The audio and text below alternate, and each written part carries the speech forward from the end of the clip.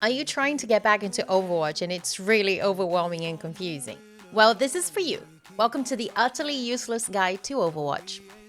So there was Overwatch, and then Overwatch 2 came out, and then they decided to drop the 2 and go back to Overwatch. So today we say there was Overwatch 1 and then Overwatch 2, and now we're in Overwatch. It's really simple when you think about it. And when they dropped the 2, they decided to restart the season, so we went back to Season 1 and they called it Season 1 Conquest. First things first, they're doing this story arc called Reign of Talon. Talon is now under Vendetta. You don't care about lore? Cool. They released 5 heroes. Yes, 5 heroes that you need to learn their ults, their abilities, their cooldowns, how to play against them, their counters. It's going to be really easy to keep up. Do not worry. The first one is Domina. She's a tank. She has a segmented barrier, a glorious cleavage, a little crystal thing that explodes in your face. She can push you against the wall and stun you, but you also can be stunned if she's wearing her bunny skin. Her ult puts people into these cute little crystals that explodes and kills them. If you are inside, absolutely shoot them. I can never land this properly. She's a boss bitch that's going to talk down to you the whole time and you're probably going to like it. Work hard for me, dears. I'll be rewarding my favorites. Then comes Unrun. She's the firebender. She doesn't exactly look like this anymore. They changed her face when she was released, but then they changed her face again. They might change it again, so don't get attached. She'll probably also make you think of a Mortal Kombat character. So her brother was added before he went to Water University because he didn't get into Fire University, but she did. But honestly, no one cares about where you went to university when they ask for your CV, and you don't care where they went to university because it doesn't make you play the game better. So she has fans. She lights you up and then fans you, which does a bunch of damage, and she's the terror of backline. She can res herself or do more damage as her ult. Yes, she has 2 ults. No time to process that. Moving on. Then we have Emre. Emre was a former Overwatch agent that was missing for years and was found as a ruthless cyborg by his former girlfriend. And alright, fine, I'll shut up about lore, but you should know that when Emre was revealed, the amount of thirst in Overwatch increased exponentially, especially over his assets.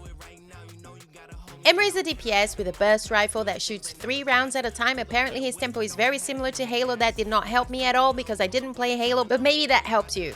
He also has a little pistol that is really useful for finishing people off and for running away. He also has a grenade that bounces off walls, which I find very confusing because I'm too used to Cassidy's grenade being sticky. In his ult, he flies really high, shoots really hard. You're probably going to die, but you can also just shoot him out of the sky. Mizuki is a new support hero who will also remind you of a Mortal Kombat character because of his big hat. There's a bunch of lore stuff going on with him, but we've already established that you don't care about that. But he does have some of the best lines in Overwatch, and he was the only Japanese hero at the time who couldn't climb walls. Mizuki, you should start climbing walls. What? Why? It is a valuable skill. What's wrong with you people? He heals by throwing his hat at his teammates, and he also has a healing aura, and I don't mean that in the Gen Z way, so make sure that you stay around him. Speaking of staying around him, one of his abilities is tying you up next to him with a chain because he didn't say you could leave, and I like that a bit too much, but don't think about it. Otto!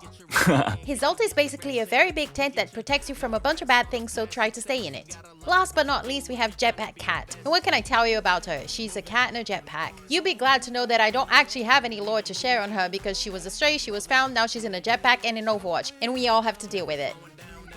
She has the most adorable skins, the most adorable emotes. She is the most adorable character that you could ever think of. However, one of her abilities is being able to carry one of her teammates, which has enabled the meta Cat Bastion, Cat Noon, and Cat other things that are anything but adorable. By the way, did I mention she's a support? So if you're playing Cat, please heal your teammates.